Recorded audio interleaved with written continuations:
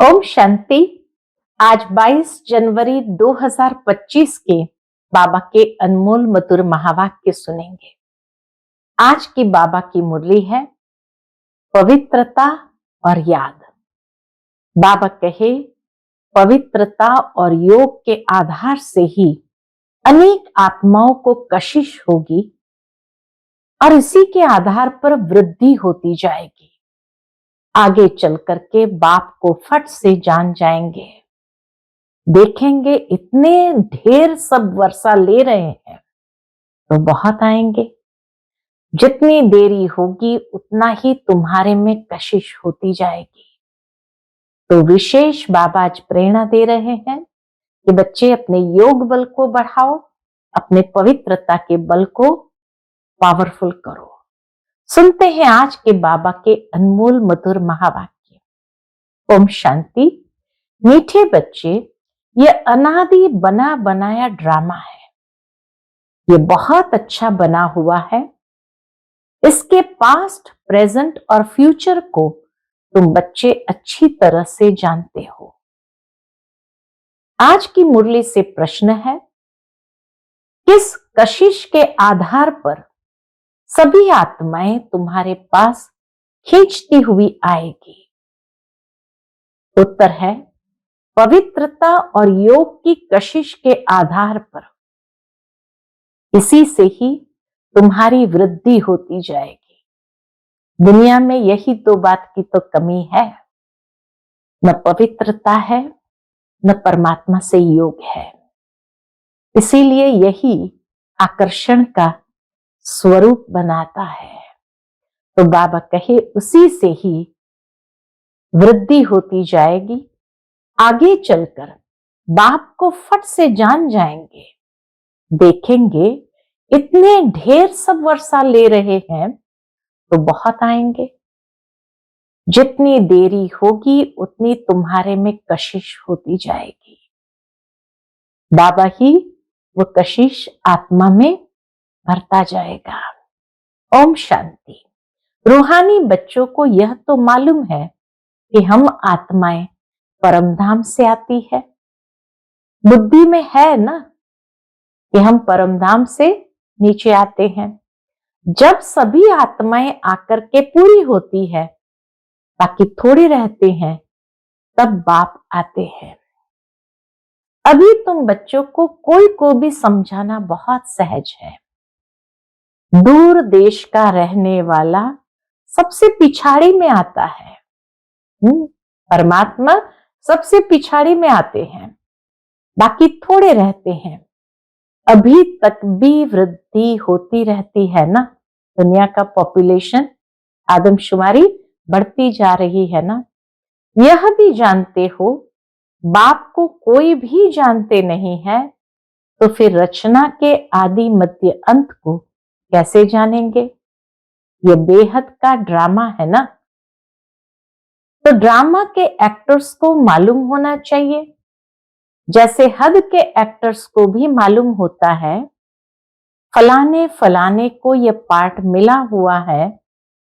जो चीज पास्ट हो जाती है उनका ही फिर छोटा ड्रामा बनाते हैं। फ्यूचर का तो बना ना सके। पास्ट जो हुआ है उसे लेकर और कुछ कहानियां भी बनाकर ड्रामा तैयार करते हैं, वही सबको दिखाते हैं। फ्यूचर को तो जानते ही नहीं। अभी तुम समझते हो बाप आया है, स्थापना हो रही है, हम वर्षा पा रहे हैं।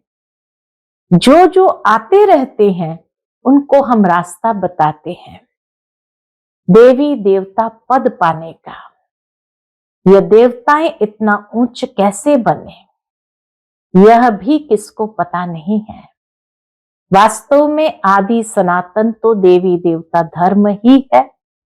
अपने धर्म को भूल जाते हैं तो कह देते हैं हमारे लिए तो सब धर्म एक ही है। जब देवताएं धीरे धीरे सीढ़ी नीचे उतरते गए, अपने धर्म को भूल गए, तो कहेंगे हमारे लिए तो सब धर्म एक ही है। अब तुम बच्चे जानते हो, क्या जानते हैं? बाबा हमको पढ़ा रहे हैं। बाप के डायरेक्शन से ही चित्र आदि बनाए जाते हैं। जितने भी यज्ञ में चित्र बने हैं प्रदर्शनी के, ये सब उस समय बाबा के डायरेक्शन से बने थे। बाबा दिव्य दृष्टि से चित्र बनवाते थे। कोई तो फिर अपनी बुद्धि से भी बनाते हैं।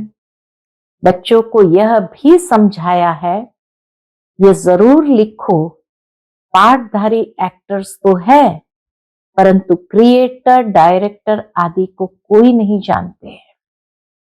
बाप अब नए धर्म की स्थापना कर रहे हैं।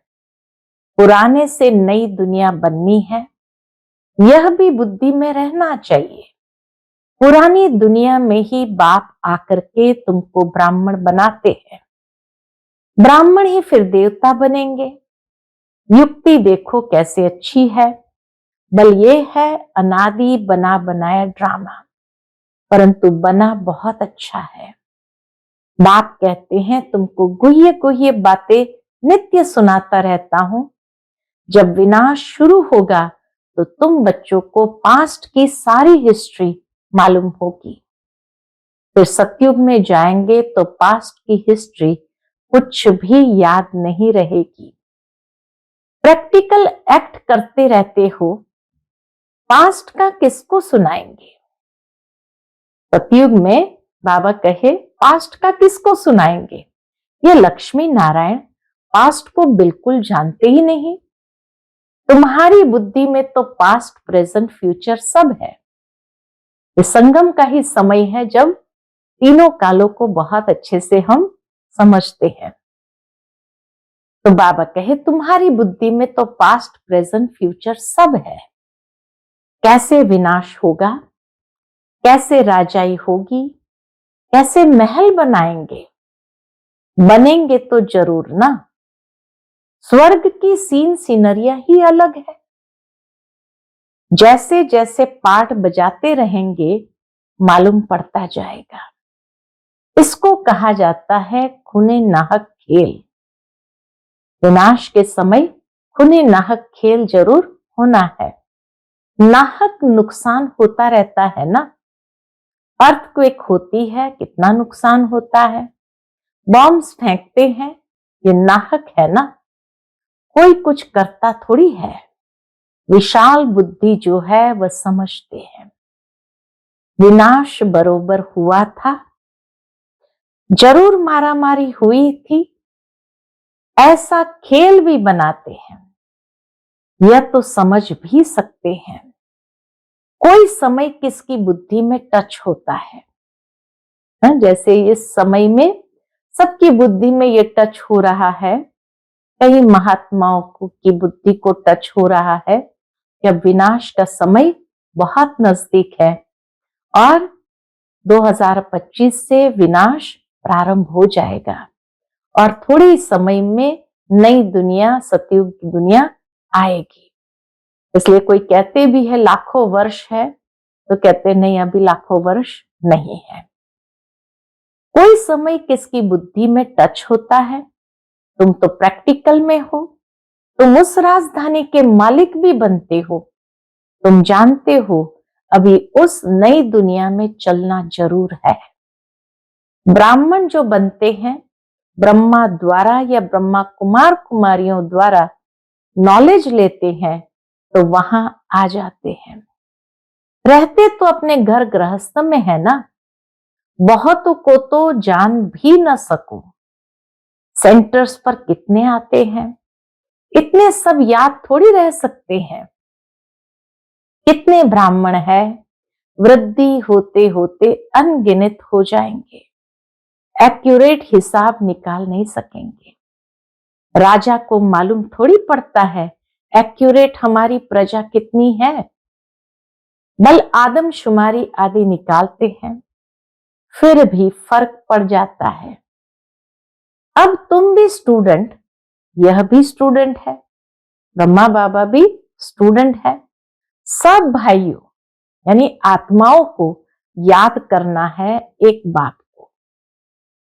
सभी आत्माएं एक परमात्मा बाप को ही याद करते हैं। छोटे बच्चों को भी सिखाया जाता है बाबा बाबा कहो, यह भी तुम जानते हो आगे चलकर बाप को फट से जान जाएंगे। देखेंगे इतने ढेर सब वर्षा ले रहे हैं तो बहुत आएंगे। जितना देरी होगी उतना तुम्हारे में कशिश होती जाएगी। पवित्र बनने से कशिश होती है। जितना योग में रहेंगे उतना कशिश होगी। औरों को भी खींचेंगे। बाप भी खींचते हैं ना। बहुत वृद्धि को पाते रहेंगे। उसके लिए युक्तियां भी रची जा रही है। गीता का भगवान कौन? श्री कृष्ण को याद करना तो बहुत सहज है। वह तो साकार रूप है ना।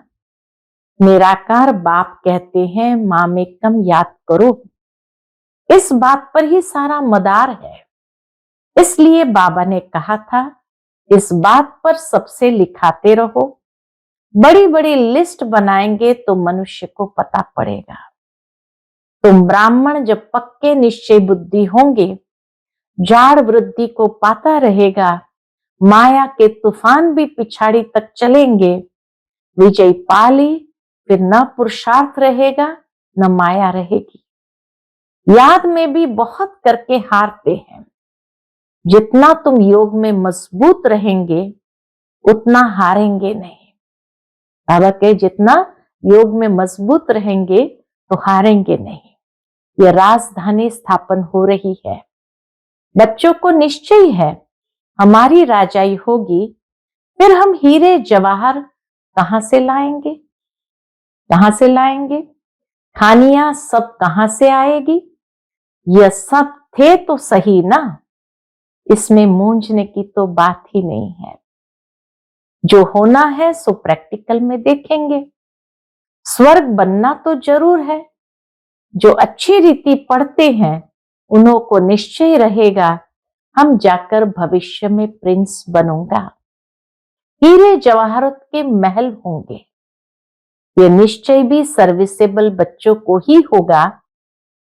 जो कम पद पाने वाले होंगे उनको तो कभी ऐसे ऐसे ख्याल आएंगे भी नहीं कि हम महल आदि कैसे बनाएंगे। बाबा कहे जो बनने वाले होंगे, उन राजमहलों में रहने वाले होंगे, उनको सहज ख्याल आता जाएगा। जो बहुत सर्विस करेंगे वही महलों में जाएंगे ना। दास दासियां तो तैयार मिलेंगे। सर्विसेबल बच्चों को ही ऐसे ऐसे ख्याल आएंगे। बच्चे भी समझते हैं कौन कौन अच्छी सर्विस करने वाले हैं। हम तो पड़े हुए के आगे भरी ढोएंगे। जैसे ये बाबा है, बाबा को ख्यालात रहती है ना। बूढ़ा और बालक समान हो गया। बूढ़ा और बालक समान हो गया, इसलिए इनकी एक्टिविटी भी बचपन मिसल होती है। बाबा की तो एक ही एक्ट है, बच्चों को पढ़ाना, सिखलाना। विजयी माला का दाना बनना है तो पुरुषार्थ भी बहुत चाहिए। बहुत मीठा बनना है। श्रीमत पर चलना पड़े तभी ऊंच बनेंगे। यह तो समझ की बात है ना। बाप कहते हैं हम जो सुनाते हैं उस पर जज करो। आगे चल और भी तुमको साक्षात्कार होता रहेगा। नजदीक आते रहेंगे तो याद आती रहेगी। 5000 वर्ष हुए हैं, अपनी राजधानी से लौटे हैं। 84 जन्म का चक्कर लगाकर आए हैं। जैसे वास्को डगामा के लिए कहते हैं वर्ल्ड का चक्र लगाया। तुमने इस वर्ल्ड में 84 का चक्र लगाया है। वो वास्को डगामा एक गया ना, यह भी एक है जो तुमको 84 जन्म का राज समझाते हैं। डिनास्टी चलती है तो अपने अंदर देखना है हमारे में देह अभिमान तो नहीं है। बाबा कहे अपने आप को चेक करो, हमारे में देह अभिमान तो नहीं है। फंक तो नहीं हो जाते हैं, कहां बिगड़ते तो नहीं है। तुम योग बल में होंगे, शिव बाबा को याद करते रहेंगे तो तुमको कोई भी चमाट आदि मार नहीं सकेंगे। योग बल ही ढाल है, कोई कुछ कर भी नहीं सकेंगे। अगर कोई चोट खाते हैं तो जरूर दे अभिमान है। देही अभिमानी को चोट कोई मार न सके। भूल अपनी ही होती है, विवेक ऐसा कहता है। चोट खाते हैं तो जरूर कहीं न कहीं भूल अपनी ही होती है, तभी चोट खाई है। देही अभिमानी को कोई कुछ भी कर नहीं सकेंगे, इसलिए कोशिश करनी है देही अभिमानी बनने की। सबको पैगाम भी देना है। भगवान उवाच मन मना भव। कौन सा भगवान? यह भी तुम बच्चों को समझाना है। बस इस एक ही बात में तुम्हारी विजयी होनी है। सारी दुनिया में मनुष्य की बुद्धि में श्री कृष्ण भगवान वाच है। जब तुम समझाते हो तो कहते हैं बात तो बराबर है, परंतु जब तुम्हारे मुआफिक समझे तब कहेंगे बाबा जो सिखलाते हैं वह ठीक है। बाबा कहे जब तुम्हारे मुआफिक समझे तब कहे बाबा जो सिखलाते हैं वह ठीक है। श्री कृष्ण थोड़ी कहेंगे मैं ऐसा हूं, मेरे को कोई जान नहीं सकते। श्री कृष्ण को तो सब जान लेवे। ऐसे भी नहीं है कि श्री कृष्ण के तन से भगवान कहते हैं, नहीं, श्री कृष्ण तो होता ही है सतयुग में। वहां कैसे भगवान आएंगे? सतयुग में भगवान की आवश्यकता नहीं। भगवान तो आते ही है पुरुषोत्तम संगम युग पर, जब बच्चों को पतित से पावन बनाना है। तो तुम बच्चे बहुतों से लिखाते जाओ। क्या लिखाना है? तुम्हारी ऐसी बड़ी चौपड़ी छपी हुई होनी चाहिए। ओपिनियन की बाबा कहे बड़ी चौपड़ी छपी हुई होनी चाहिए, उसमें सबकी लिखत हो। जब देखेंगे यह तो इतने सबने ऐसे लिखा है, तो खुद भी लिखेंगे। फिर तुम्हारे पास बहुतों की लिखत हो जाएगी। गीता का भगवान कौन? ऊपर में भी लिखा हुआ हो कि ऊंचते ऊंच बाप ही है। श्री कृष्ण तो ऊंचते ऊंच है नहीं। वह कह नहीं सके कि मामेकम याद करो। ब्रह्मा से भी ऊंचते ऊंच भगवान है ना। मुख्य बात ही यह है जिसमें सबका देवाला निकल जाएगा। जैसे गीता का भगवान सिद्ध होगा तो बाकी सबका देवाला निकल जाएगा। बाबा कोई ऐसे नहीं कहते कि यहां बैठना है, नहीं, सतगुरु को अपना बनाए, फिर अपने घर में जाकर रहो। शुरू में तो तुम्हारी भट्ठी थी, शास्त्रों में भी भट्ठी की बात है, परंतु भट्ठी किसको कहा जाता है ये कोई नहीं जानते हैं। भट्ठी होती है ईंटों की, उनमें कोई पक्की कोई खंजर निकलती है, यानी कोई कच्ची निकलती है। यहां भी देखो सोना है नहीं, बाकी बित्तर ठिक्कर है। पुरानी चीज का मान बहुत है। शिव बाबा का, देवताओं का भी मान है ना। सतयुग में तो मान की बात ही नहीं। वहां तो हर कोई उस स्वरूप में होंगे। वहां थोड़ी पुरानी चीज बैठ ढूंढते हैं। वहां पेट भरा हुआ रहता है, ढूंढने की दरकार ही नहीं रहती है। तुमको खोदना करना नहीं पड़ता है। सतयुग में कुछ खोदना करने की आवश्यकता नहीं।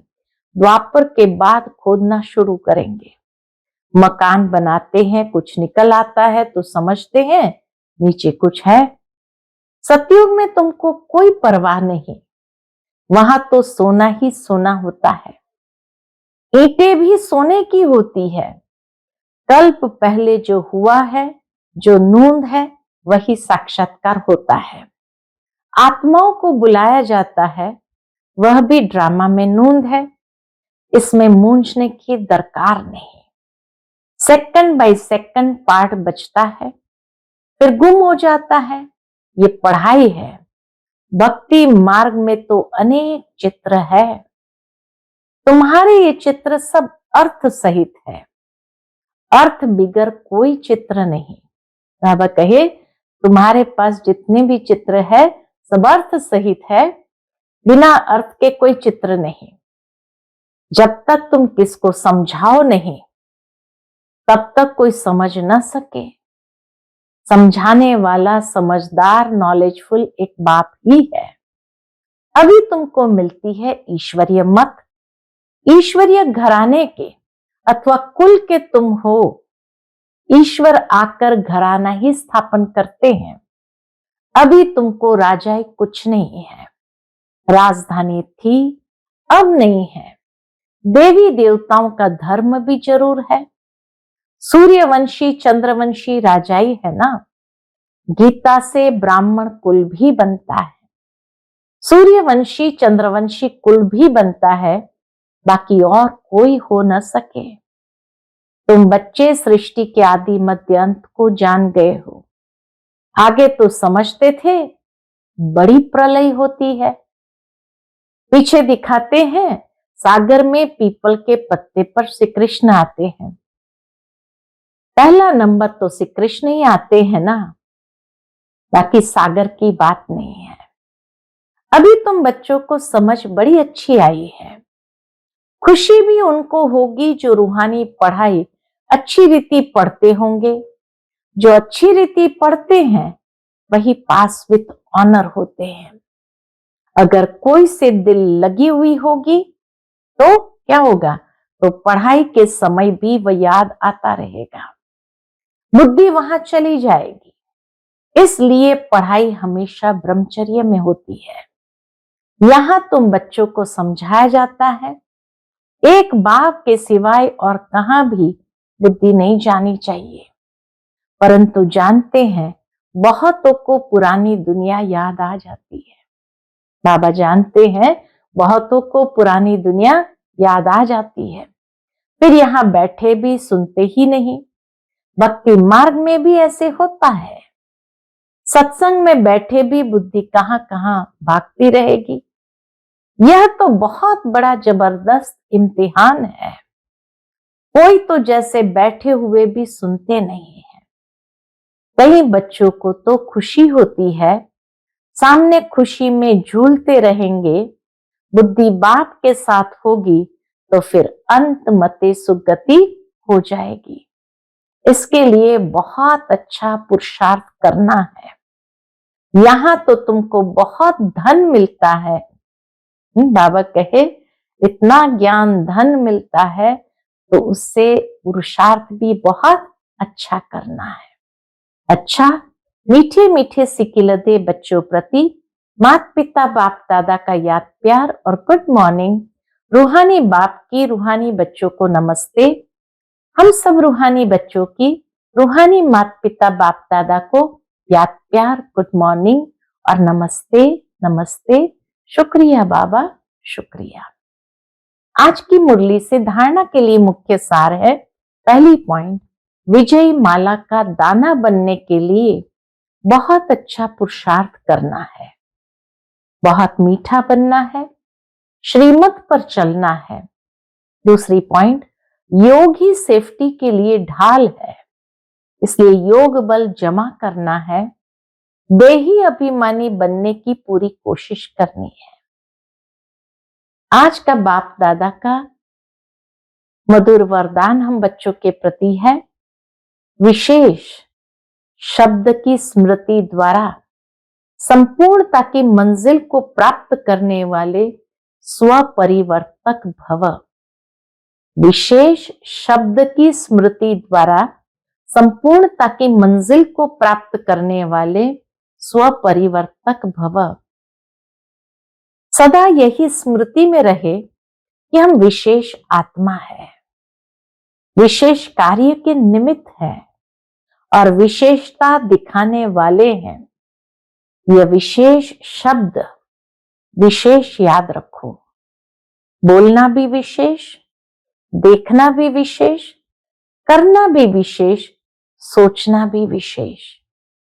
हर बात में यह विशेष शब्द लाने से सहज स्वपरिवर्तक विश्व परिवर्तक बन जाएंगे और जो संपूर्णता को प्राप्त करने का लक्ष्य है उस मंजिल को भी सहज ही प्राप्त कर लेंगे। आज का स्लोगन है, विघ्नों से घबराने के बजाय पेपर समझकर उन्हें पार करो। विघ्नों से घबराने के बजाय पेपर समझकर उन्हें पार करो। आज का व्यक्ति इशारा अपनी शक्तिशाली मनसा द्वारा सकाश देने की सेवा करो। अभी मनसा की क्वालिटी को बढ़ाओ तो क्वालिटी वाली आत्माएं समीप आएगी। इसमें डबल सेवा है। मनसा की क्वालिटी बढ़ाओ तो क्वालिटी वाली आत्माएं समीप आएगी। इसमें डबल सेवा है, स्व की भी और दूसरों की भी। स्व के लिए अलग मेहनत नहीं करनी पड़ेगी। प्रारब्ध प्राप्त है, ऐसी स्थिति अनुभव होगी। जैसे प्रारब्ध प्राप्त है, ऐसी स्थिति अनुभव होगी। इस समय की श्रेष्ठ प्रारब्ध है कौन सी? सदा स्वयं सर्व प्राप्तियों से संपन्न रहना और सबको संपन्न बनाना। इस समय की श्रेष्ठ प्रारब्ध है सदा स्वयं सर्व प्राप्तियों से संपन्न रहना और सबको संपन्न बनाना। अच्छा, ओम शांति।